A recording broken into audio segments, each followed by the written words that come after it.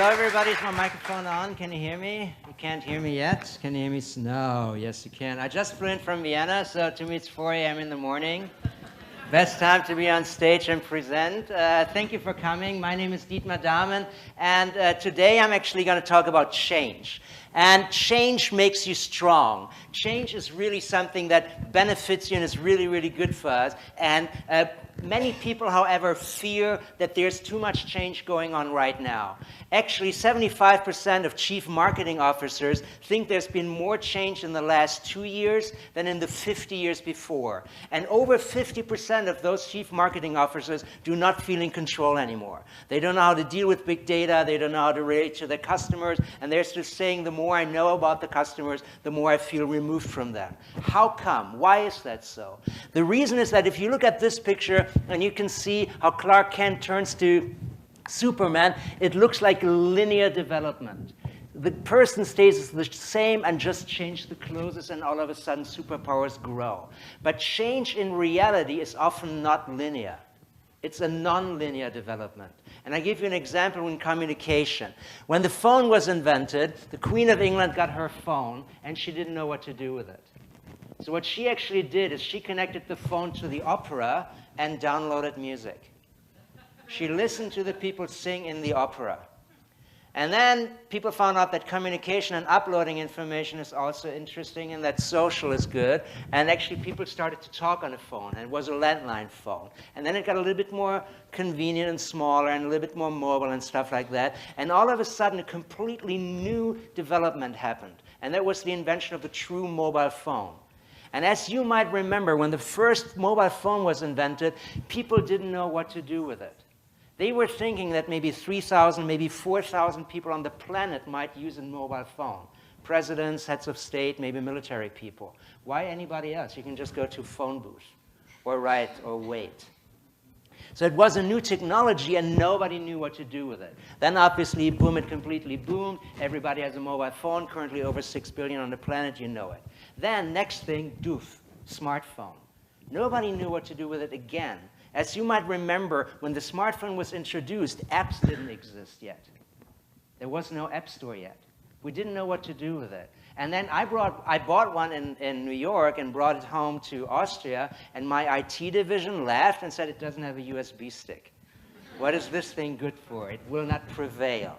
You know, that's just for a bunch of nuts. But obviously now everybody has a smartphone, and it's really, really big. But the interesting thing is, if you look at those those three technical developments, is that they were dominated by different entities. So in Europe, the player that dominated this was Siemens. I don't know who dominated here, maybe GE or something like that. Then this was dominated probably also here by Nokia, not by Siemens. This was dominated by Apple or Samsung, neither Nokia nor Siemens. So that basically means that most companies can't do the jump to new technologies because it's a non-linear thing. And the most companies think, never change a winning horse. We're dominating the market. That's what Nokia said. Why should we change? Why should we copy what others are doing? But if you look at a winning horse, you have to ask yourself, why is that horse winning?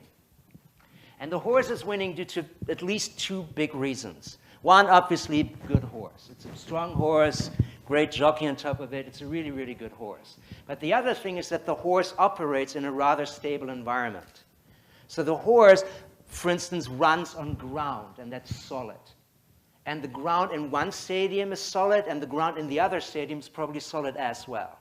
And if you keep the horse as is, and only change the environment the horse operates in, all of a sudden you have new winners, like dolphins. Dolphins are total shit on land. Everybody's faster than a dolphin. But in liquid environment, they really rule. And if you have new winners, that means also that you have new losers. So the same horse that used to win now loses. Because not the horse changed, but the environment changed. And our business is about winning and losing. And winning and losing often has certain rules. So if we were to play cards, we all know that if you have 4 aces, you win. It's written down in the rules. There's a book of rules. I can prove, look, I have 4 aces, I win. So you have 4 aces, I pull out a gun. And I ask, who wins now? And you can't look it up. There's no rule, but you know one Smith & Wesson beats 4 aces. It's not nice, it's not legal, but that's the way business works. And business has been working like that all the time. People attacking you in mean ways that you didn't expect. In Europe, the record industry was dominated by his master's voice, HMV. I don't know what you had here, maybe Tower Records or somebody. And they had 4 aces. You bought your record in a Tower Record store or someplace. That's where you went. That was like 90% of the market. And then the first Smith & Wesson was Napster. Napster, the kids, it was so illegal, the kids were hunted and went to jail. They tried to stop it, but you cannot stop technological development. They're trying to stop Airbnb right now, I think. They're trying to stop all those things, but you will not be able to stop it. Because some entity will come, like in this case, iTunes, that takes out the evil thing and makes it legal and pays taxes and everybody's happy. So that's what they did. And I don't know about your country, but in Europe, iTunes is dead right now because things like Spotify are dominating. Spotify is where you do not own the music anymore. You just buy a license to listen to music. I think here, Amazon Prime does that, or some other entities. But in Europe, Spotify clearly dominates the market.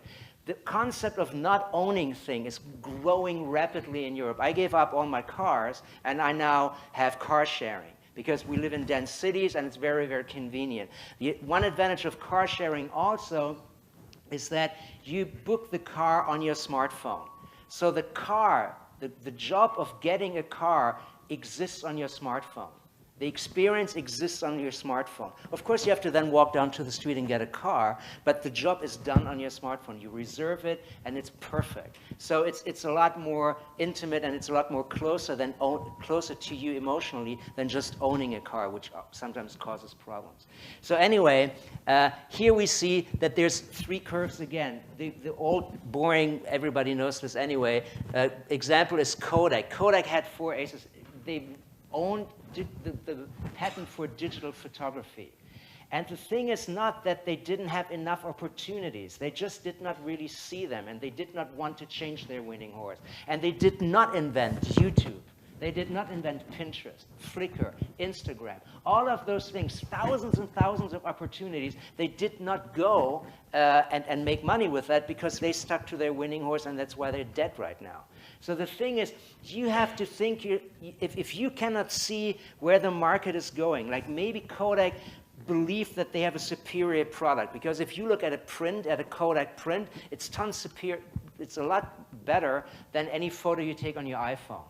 And they said, look at the quality, but nobody cared about the quality, because the ease, the convenience is much more important than that. We all know that MP3s are completely inferior to vinyl, but still it's a lot easier. You can listen to it wherever you want. You can do stuff with it. So the ease is the deciding factor, not the quality. And they did not see that. And I think you might be in a business where it's very hard for you to see where you should grow into, what curve you should jump. And my advice for you is then you should actually step out of your own perspective, and you should ask yourself, what could others do to destabilize your business? What could others do? What are you afraid of? What do you hope will never, ever happen? I was actually talking to a global packaging company, I think 2 weeks ago, and I asked them, what are you, packaging companies, people that make packaging for yogurt or soft drinks and stuff like that. And what they actually said is that they were completely afraid of is an entity that comes up with a package that is 100% ecological and is 100% biodegradable. And then I said, okay, do that yourself. Because if you do that yourself, then you jump the curve. And they said, wow, that's the best advice ever. It took 15 seconds, makes total sense. Why should you live in fear all the time when you can dominate the market, when you can go where no one else has gone? If you know that, do it. If you do not cannibalize yourself, somebody else will, is the old saying by Steve Jobs, and that is still true totally today. So my advice to you is stay unhappy. Whenever you hear this song that is getting on everybody's nerve, Add the word unhappy. That's a really, really good thing. Good is the enemy of great. If you're happy with good, you don't fight harder to get great. So don't think, let's do what others do. Think, let's do what others will not do. The goal should not be good.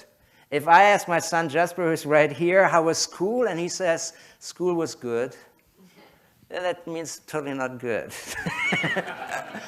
How was the movie? Great. Yeah. How was it? Epic. It was epic. I will never forget it. That's the stuff that we remember. We only remember epic. You all are, or some of you are in advertising, and you all know that there's 6,000 messages a day. You all drove here, and you drove past posters and advertising and all those kinds of things. And how many did you see? None. And how many do we remember? Statistically, 27. That means 5,973 things are down the drain. We don't see them because they're not epic. They are boring, and they might be interesting like a fly. Look, fly, boom, gone. You don't remember, man, I saw a fly. But if that fly is epic, then you will. Beware the lollipop of mediocrity, old rock and roll saying, lick it once and you suck forever. Brian Wilson. If you are in the market to be a leader, then you should know this, that leaders tend to look for big new ideas. Managers tend to replicate what's considered best practice. If you just copy, you're just managing your stuff. You're never going to be a leader. So you not only have to ask yourself what people expect, but also what people do not expect. So what do customers expect? Customers expect that there's a Coke wherever they are. That's why there's Coke machines all over the place, and there's definitely a machine or a Coke within 80 meters of all of you right now. There's actually one there, and there's one here right there. What do customers not expect? That you'd have drones deliver them.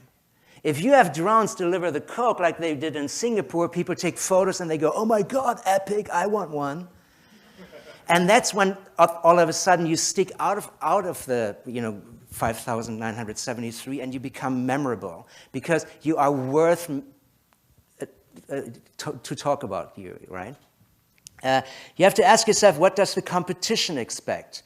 LA is a car city, and obviously everybody is now thinking about self-driving cars. I was at the largest computer fair for non-consumers, for business to business, called CeBIT, and the biggest booth was IBM, and the second biggest Volkswagen.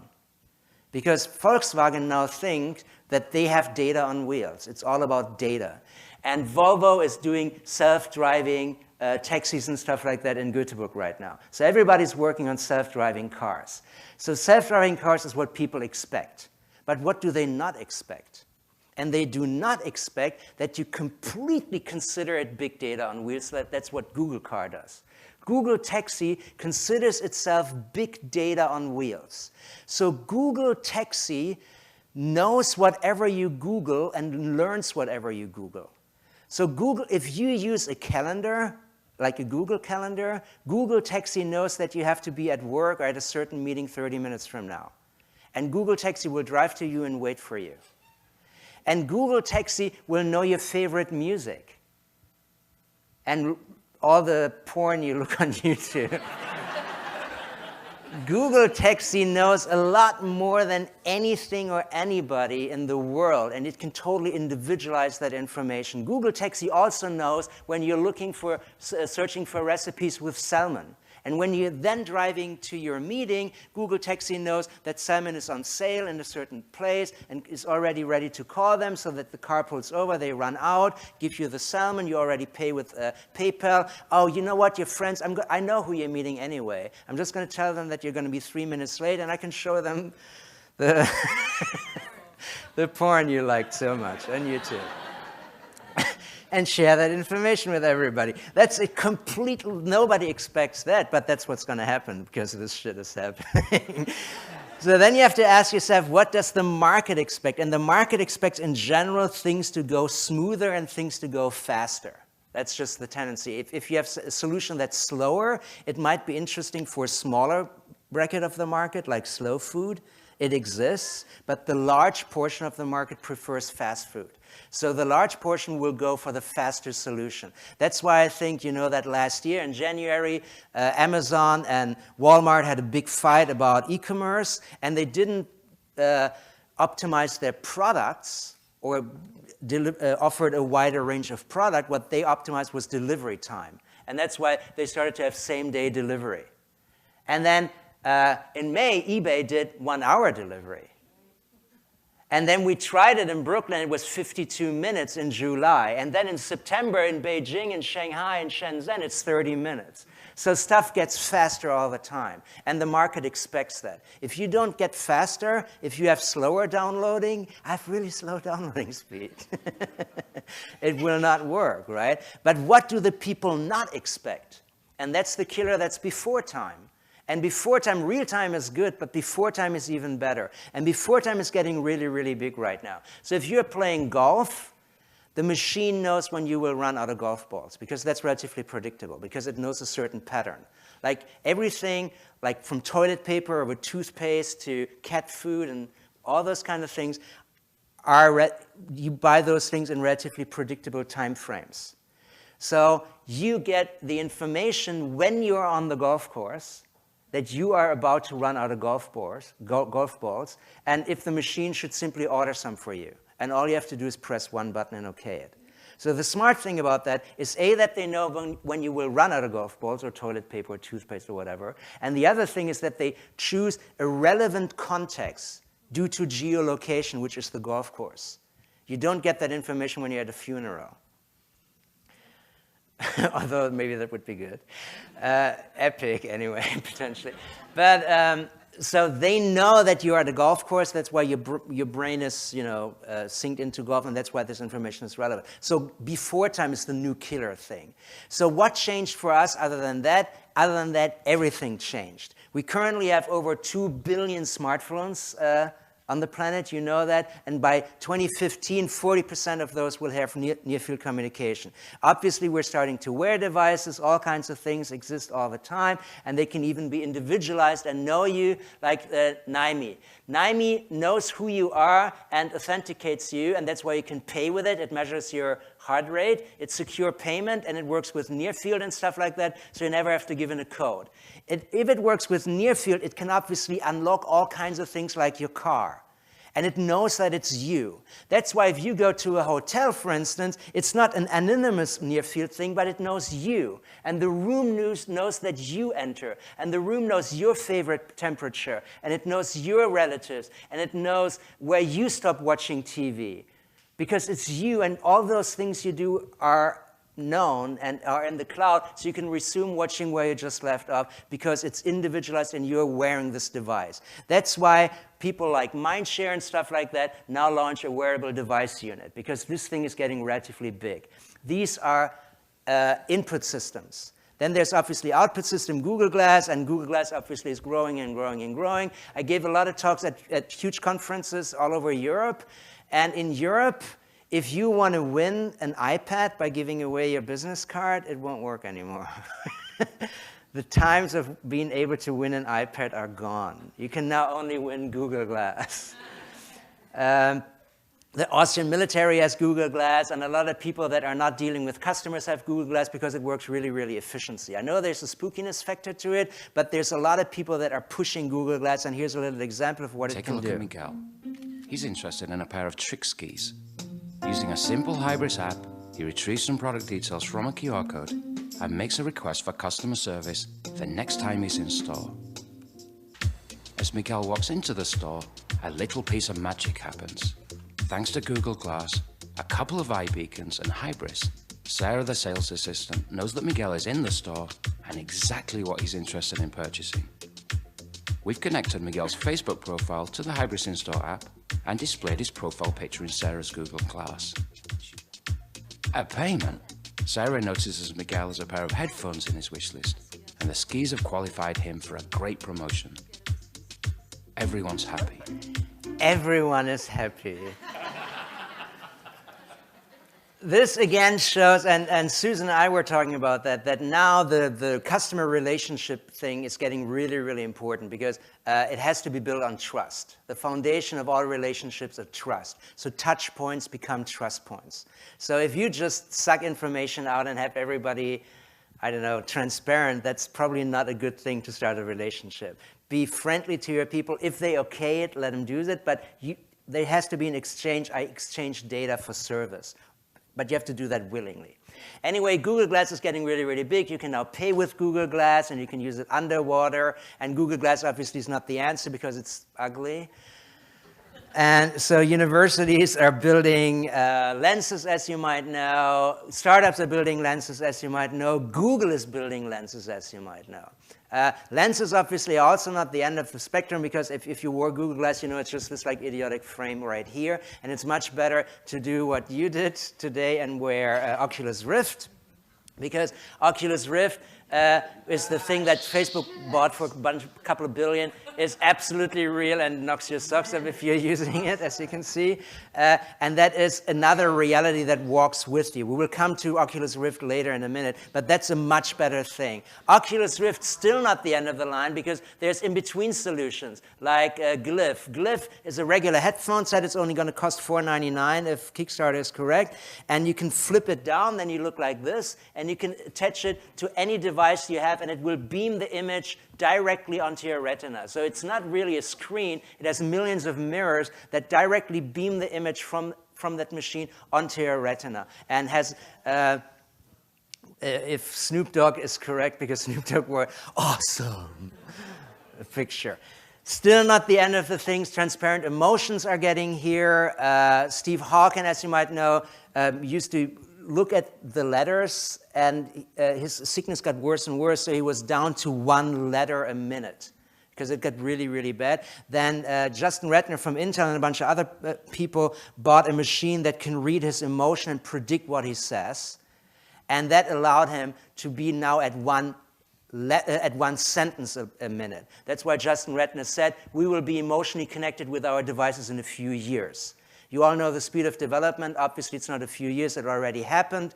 If you go in England to any Tesco store or Tesco gas station, there will be machines that read your emotions. They know what sex you are, what gender you are, what age you are due to facial analysis, and they will display ads made for you. Whenever there's a non-public ad, like in a taxi, or just waiting in line, this is relatively efficient. We tried it. And that's actually funny because if you look sad and you're a woman, you get chocolate. And if you look sad and you're a man, you get beer. So it's smart. It's a smart technology. You don't need a technology that is outside of you. You can actually do it inside of you. This is obviously not invented by Google. That's why it's fun. I hope nobody from Google in the room. Nekomimi, I don't know if you know Nekomimi. Nekomimi is relatively simple. You can see it here a little bit better. It doesn't look so good. It just takes your brain waves, and if you pay attention, the ears go up, and if you do not pay attention, the ears go down. So it's very easy. You pay attention, ears go up. You do not pay attention, ears go down. Paying attention or having active thoughts could be, for instance, think about playing tennis. And having relaxing thoughts could be, for instance, just think about relaxing at home, okay? I go back to her, she looks better. 5 months after this was invented, the first people connected Nekomimi to wheelchairs for extremely handicapped people. So if you can't go like this anymore, you can at least think, okay? What happened now is that the scientific community, because this is basically a primitive medical device. But since when this was invented, the people that have the complex medical device came up with the idea, this is basically yes, no, 1, 0. So you know what? We can talk to coma patients. So if you're a coma patient that couldn't even move the eyes, and you were vegetable for 8 years, it used to be like this. Boop. Then they pulled the plug because no response. So now what they do, they put the medical version on the person's head and say, okay, if you can hear me, for everything that is yes, think about you playing tennis. For everything that you think is no, think about relaxing in your living room. Can you hear me? Yes. What's your father's name? Steve, John, Bob, Mike. No, no, yes, no. Oh. Shall we pull the plug?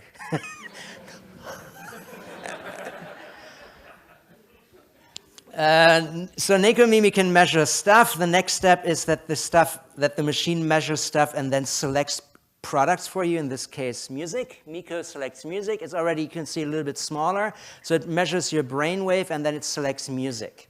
That basically means that you can see what you would need right now to stay in a certain mind. And if you think about things maybe getting smaller and being everywhere, I see there's no reason why you shouldn't be later able to walk through the city and create just by looking a wish list.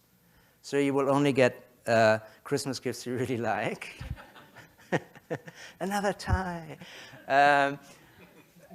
But maybe that's also a little bit scary. This is, however, not the end, because now you can obviously operate complex machinery with just by thinking. And if you saw the the soccer world championship, you might know that a paraplegic person, just by thinking, kicked the first ball. So it was just thinking. And then the machine translated the thoughts into movement, and the person was able to kick. This is still not the end, because in actually this month, Scientific American, there's a new thing about the sensors and how sensors broaden our thinking. We can normally think about stuff that is relatively closed up, or that what our brain gives us input. And now with sensors, we can think a lot more. Sensors are everywhere. There's obviously traffic sensors and all kinds of stuff. I don't know if you know that. There's also shooting sensors. So there's, in New York City and all over the place, there's things like shot spotter that are just microphones that only listen to shooting.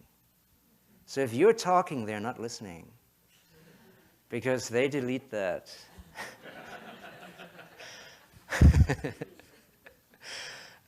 So stuff like that exists. So there's public sensors that are put there to monitor danger or whatever. And if you look at the regular smartphones, the smartphone is smart not only because it has apps, but also because it has sensors. Without the sensors, you couldn't operate it. The first smartphones had 5 sensors, 3 screen sensors, 2 motion sensors. Then sensors got cheaper, smaller, faster, and even when Steve Jobs was still alive, they added gyroscope, accelerometer, compass, proximity sensor, ambient light sensor, and stuff like that. If you have a modern smartphone, it has 15 sensors. How good are those sensors? The M7, which is the motion sensor, knows when you're walking, running, driving, riding a bike, whatever. It knows a lot of stuff. Fire is coming right now. Fire has another sensor that is called Firefly. And Firefly is a really good sensor, because if you just push Firefly, it will tell you what this thing you're just taking a photo of is. So it can identify objects like books, movies, and games. Why can it also identify movies and things like that? Because it doesn't only take a photo, but also audio information. So when you push Firefly, the camera and the microphone is activated, and the phone is too small, so they send the data into the cloud, where there's basically endless computing power. So the cloud computes everything and finds out exactly what you're looking at, what you're taking a photo of. The interesting thing is that is not only the Firefly button, because the camera is the exact same button. So whenever you take a photo, Firefly is activated, sends a soundbite and a photo to the cloud, so Amazon hears and sees your environment. Which can be really good, because if you take lots of baby photos, you probably are interested in diaper advertising. If you go hiking, you probably like, I don't know, those bars or whatever, or hiking shoes, you know. So Amazon tracks your environment and can personalize advertising to you. We'll come to that in a minute more specifically. Smartwatch, obviously it will not look like this. It's just a mock-up, but we know all the sensors that it has, and it has 10. So plus the 15 of your phone, that's 25 sensors that you basically wear on yourself. There's a lot of services that those things can do. Skin temperature, for instance, I was talking to Webasto. Webasto is the air conditioning supplier for cars. And we were thinking, you know, sometimes, I don't know, I only know centigrade. So like 25 degrees centigrade is warm. Sometimes it's cold. because on the skin it feels different. So the thing is, what they will do, they will use the information from your skin sensor to always optimize the temperature in the car so that it's always perfect for you. If you measure all those kinds of things, the machine might detect a certain deficiency. I'm not a doctor, so I don't know. Let's say vitamin B12 deficiency.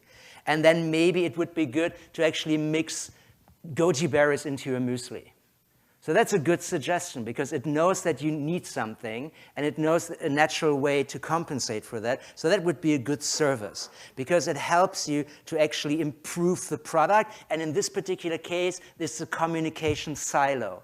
The fuel band or whatever that is talks only to the muesli. In certain countries, as you might know in Australia, I don't know about the US, but then the Nike fuel band data is open.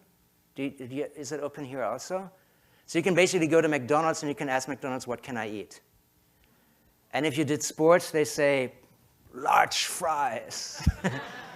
And if you didn't, salad. Only water, which is a good service. That's what your mom did, you know. You lazy person, here's a carrot. And then the boys come back from the field, you know, they should eat a lot. And that was just an information silo. And if you look at computers, they used to be information silos, and communication silos. So the computer communicated, say, with the printer, and maybe with 2 other computers in the room, but that was it. It was a silo, maybe 2, 3 things, but not really big. And then the silo was killed and became online. And the interesting thing is that in this today's world that we live in, communication, we think about the mobile phone, but communication is not only the device. It doesn't really matter if it's a phone that's mobile or if it's, say, a bus that's mobile, or if it's the traffic that communicates. The communication is enabled because of the infrastructure. If you have an infrastructure, everything can communicate.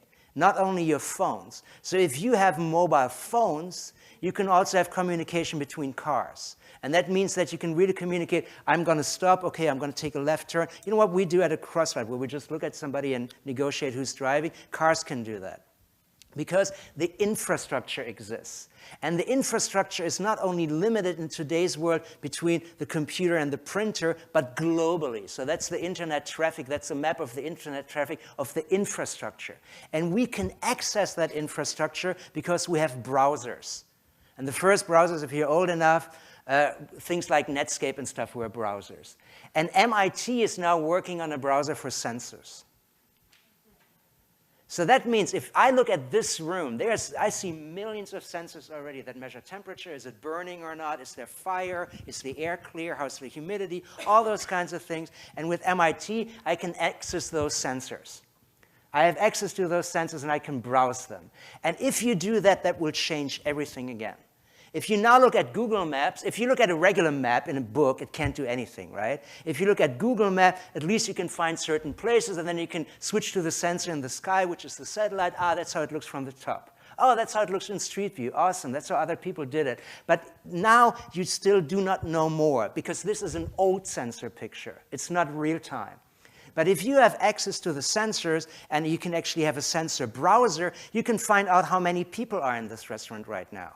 The noise level, the temperature, and humidity. And if you want to buy that building, you can probably find out about the energy consumption, if there's certain leaks in the pipes, all those kinds of things, because you have access to those sensors. And if you have access to those sensors, you can broaden the input that your sensors have. We are limited. We are limited to light waves. So New York to us looks like this. But if we were not limited to light waves and we could see X-ray, it looks like this. And if we could see radio waves, it looked like this. And if we can say infrared, it looks like this. So you can just broaden the scope of input that you have. You can see things and detect things that are really hard to detect. We're currently in Los Angeles, and I'm from Austria, so my skin is really sensitive to the sun, so it's really good that June exists, which is a UV tracker. It tracks UV rays, which I normally cannot detect. And it tells me what sunscreen I should use. It tells me currently on my machine or on Google Glass. And I could be in Manhattan Beach and understand, oh, and now I have to wear sunscreen factor 8. And that's a convenient information, because, again, it's a trade data for information. Data for service. The problem is, that's what I said here, you have to look on your phone, or you have to use Google Glass, and when you look at Google Glass, you don't look here, you look there. So that means operating objects takes attention, and we cannot concentrate really on the beauty of the image. And if you're driving a car, operating objects, even if it's completely integrated, like what Audi does, in your field, and you have basically just things where you have to go like this, it takes a lot of time to operate those buttons. And the interesting thing is that even if it's voice-controlled, we communicate with the object. So even if it's a voice-controlled change of destination and destination entry, we look 30 seconds at the object because we're talking to the machine. Is it calculating it? 78%, yay. You all know how many percent it's calculated. Why? Because you're not paying attention to driving.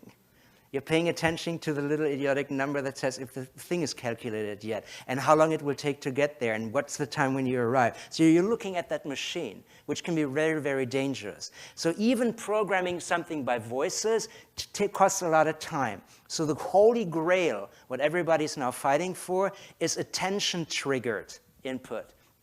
Attention-triggered is relatively easy. If I now invite you to pay attention to your breath,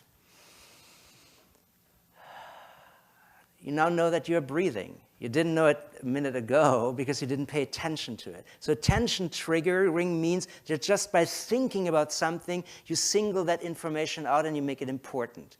And our brain, although we cannot regenerate limbs, we can reinvent our brains and ourselves. Our brains are neuroplastics, so that means we can change the what certain areas in our heads are doing. If you're a bat, obviously you don't see rays, but you have sound. So you yell a certain sound, and then you see a picture that's generated by sound. That also works with humans. Human echolocation allows people to see without using their eyes. So it's a little sound machine that shoots out a sound, and then it comes back, and then your brain computes it, and at one point you see a fuzzy picture, although there is no picture. It's wrong, right? That's why, by the way, Elon Musk says he's worried about real-time terminators. But those things are happening, and we are broadening our senses. And we are in ourselves hardwired for senses. And after the talk, we cut it out because due to time. I invite you to try with me or anybody else Speech Jammer. Speech Jammer will show to you that it's the words that you're saying are not created in your brain and you say them, but they are double-checked by what you hear. And if that is jammed, you cannot talk. Where's Samantha? We tried it, and it was really funny because Samantha couldn't read Ugly Duckling. It's completely impossible because it's jammed. So our senses are constantly generating the reality and reconfirming the reality that we exist in. So if we can broaden that, we will live in a completely different reality.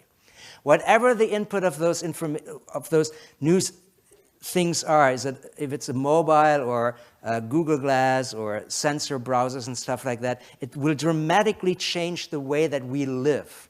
It used to be that we lived in sequence. So you go to the beach, and then you have to go to an internet cafe to check your emails.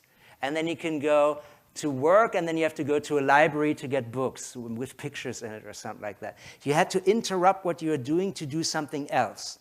The mobile phone allowed us to do it all in parallel. So while you're driving, you can check SMSs, messages, and stuff like that. And tomorrow, everything will be available everywhere because you can interact with all the sensors and see all kinds of things.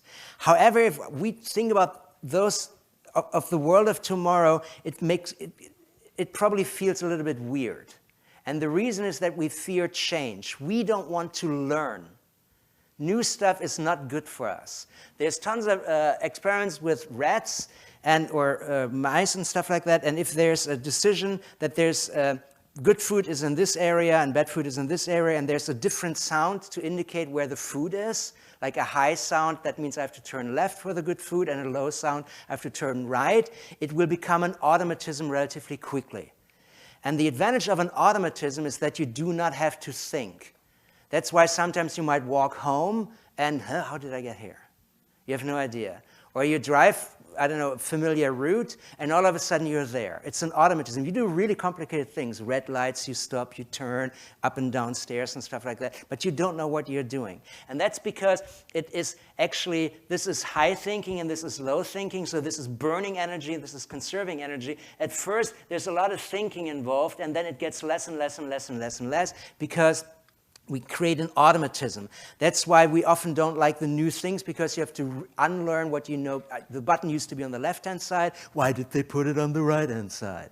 You know, it's really annoying. You have to relearn that. And relearning is not good, because it's not only that you have to learn the new stuff, but you have to unlearn the bad stuff. And there's a lot of research that if you have an idea that works, the first idea that works makes you blind to see the better idea. Due to time reason, I just invite you to open the Scientific American from March 14. There's an entire article on that. So the solution that is good keeps you from seeing the solution that is better. That's really not good, but that's how we are. If we need to learn for some reason, like we're in school, we like to copy the existing. And that is because we all have mirror neurons, and we like mirror neurons, right? So that's why we just copy what other people do. All life forms do that because that's a good thing. That's why when you learn how to play guitar, you copy what the guitar instructor is doing, you know? So that's really funny. We act on experience, obviously, and experience, by definition, is old. Experience was created in the past, that's why it's experience. So you take what you learned in the past and apply it to the now, right? So which one of the two lines is longer? You have experience. The top one is longer. I changed it. Your experience is old. It used to be that they had the same length. But that's 2013. From now on, they don't have the same length anymore. But we're really ready to jump on and fall into the same traps, right? We also fear that we are not going to be so good at doing the new stuff, because the old stuff we know really well. You know, the old program we know really well. Why do you change it, right? But you will not lose in business because you adapt. You will lose because you do not adapt. We also fear new territory, especially the Austrians. Austrians are really famous. They had a navy in the Second World War that never left the harbor and was totally destroyed. So at one point, they just bombed it. So ships are safest in the harbor, we think, but that's not what they are built for. So my encouragement to you is to be an explorer. And in order to be an explorer, you need a compass. And in the last 18 minutes, I'll share with you my compass that's very rough. You know, it's just rough directions, but maybe they work for you also. The first direction we already heard about is speed. Speed is really, really important. In old times, if you look at advertising, you had to have a hook, because you see an ad on Friday evening and the stores are closed. You don't go immediately shopping. So the old ads had to be sticky because the stores are closed. You have to have the stickiness in your head until the store is open. And that costs energy, and that's really annoying. You might remember when you were a kid and you have to buy milk, butter, porcelain, whatever, you know, porcelain. Milk, butter, porcelain, milk, butter, porcelain. See, it's annoying, you know. Faster is much better. That's why new ads are fast, easy, and convenient with the second screen thing. As you might know, iOS 8 and all those people have will have Shazam integration. Shazam is the program that detects audio, just like Firefly. If you can detect audio, you know exactly what scene you're on, what ad is showing, and what product a person is wearing and stuff like that in any movie, if it's registered at one point. How many people use that? 77% of people use a second device while watching TV. That's Google research from 2012. I think that at least in Europe, during the World Soccer Championship, it's completely skyrocketed, like 90-some% use the second screen because it actually gives additional information. You can change camera angles. All the sports people are tracked. They have sensors. You can see how far people ran, who ran where, and stuff like that. So make your stuff faster.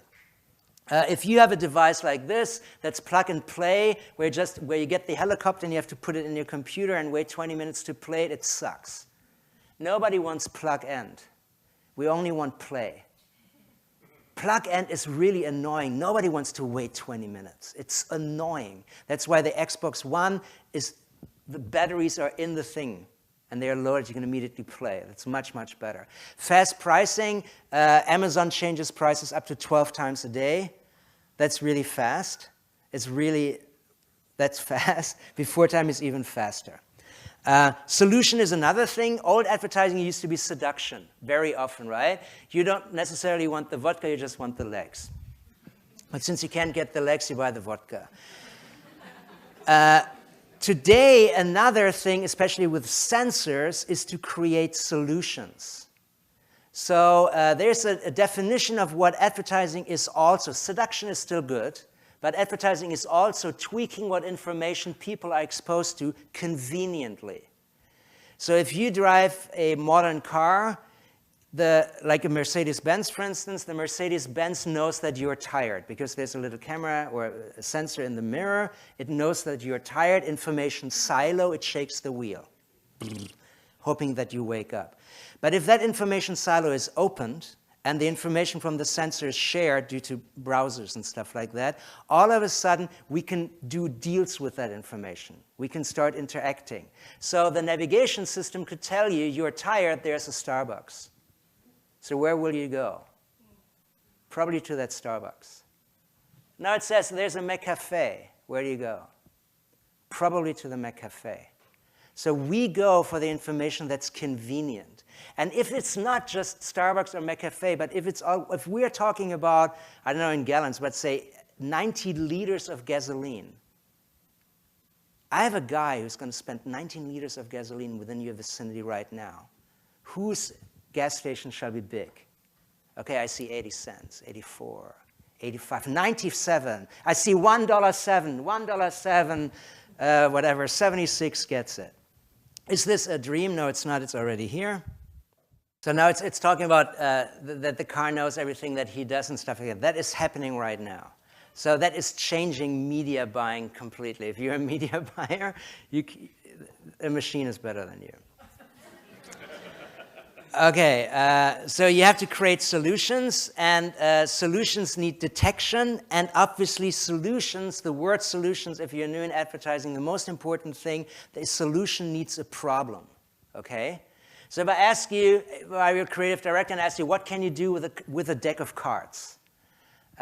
You probably come up with amazing, you can build a house, you can make a dragon out of it, you can throw it, you can tell the future, and all kinds of things. And those are all brilliant creative ideas, but none of them is a solution. Because if my problem is that my chair is wobbly, a deck of cards is the solution to put it under the leg. And even the dragon made out of a deck of cards is not a solution. It's highly creative, but it's irrelevant to me. So the thing is that the sensor helps me detect the problem, and that's why the information that the sensor gives me, there is a Starbucks right there, is very, very convincing. And you might not even see the gigantic billboard advertising McCafe next to you because it's far away from you. The navigation system is closer to you. Still, there's a lot of problems because, yeah, whatever. So the thing is that you should not only know that the sensors help you to detect and know the context of what the person is in. The content is that you drive. The context is why you drive. There's a huge difference in useful driving or fun driving. Maybe you just want to go for a ride. Sometimes it's nice to be a passenger. But if you have a nice car, it's sometimes fun to be a driver, and you want to drive. Sometimes you need to go to work, and then you're in a completely different mood from going on vacation. So those things are important, and you have to know the context. Why is that person using your product? Know where you are on that spectrum. If you're just driving to the airport to transport yourself to another city to give a presentation, it might be nice to have Google Car, and Google Taxi already knows your context and helps you send the emails. But if you go for fun, that's what this is. We're in a disco cab.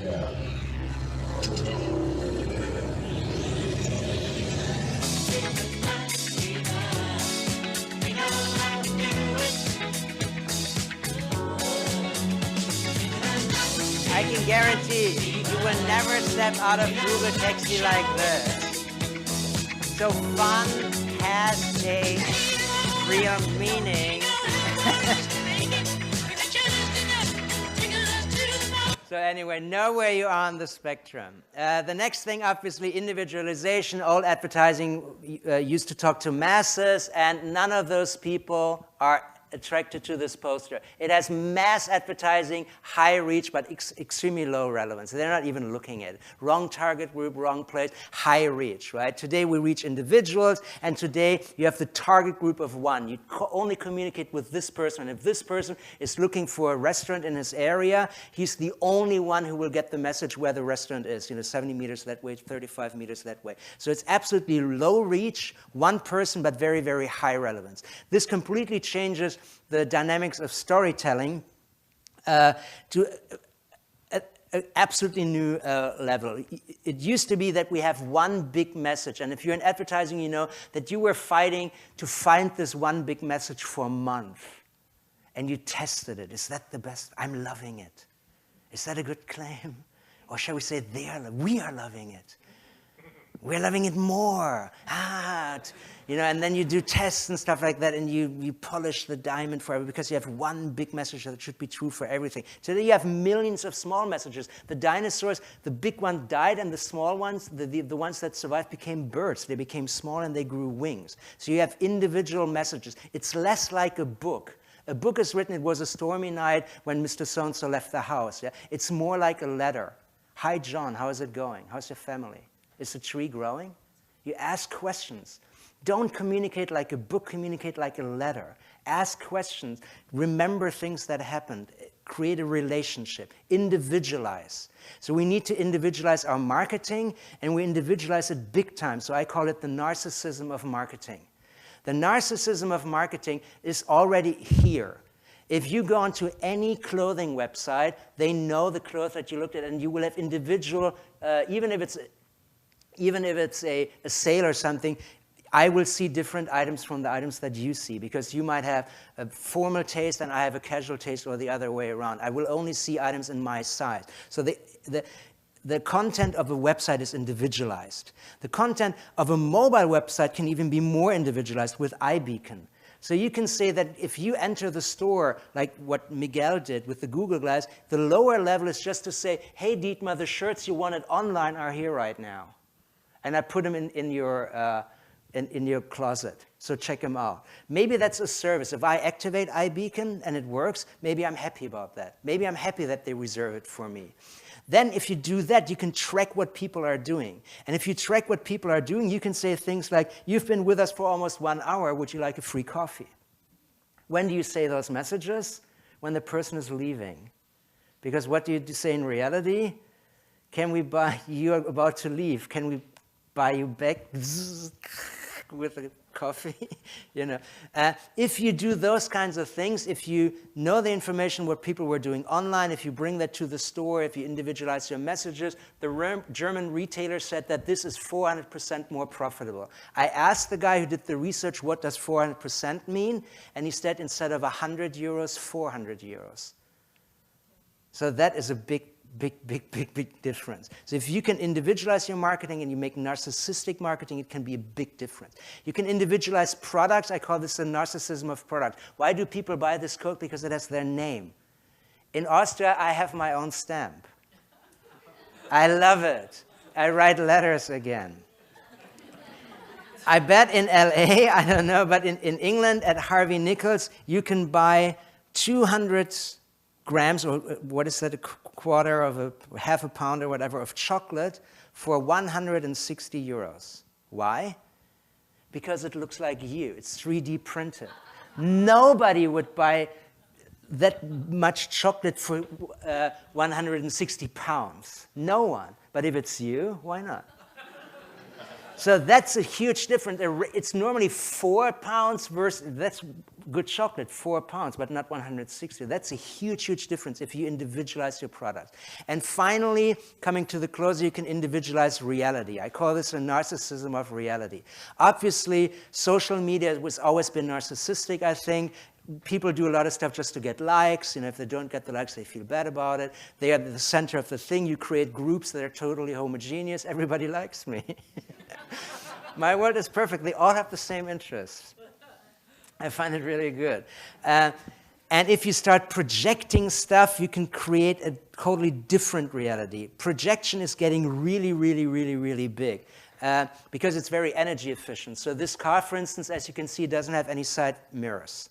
Why? Because the side mirrors cost a lot of energy, and instead it has little cameras. And the cameras then project the image that you would normally find in the side mirror onto the glass, and it looks like there is a mirror, but there isn't a mirror. The new supersonic speed plane doesn't have any windows. It projects the reality onto the walls. And if I were to build this plane, I would also project it onto the floor. So that you go, whoa, man, that's really scary.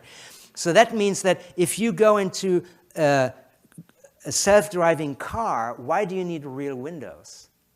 You can drive through an amazingly beautiful city that is always sunny, even if you are in, I don't know, New York or whatever.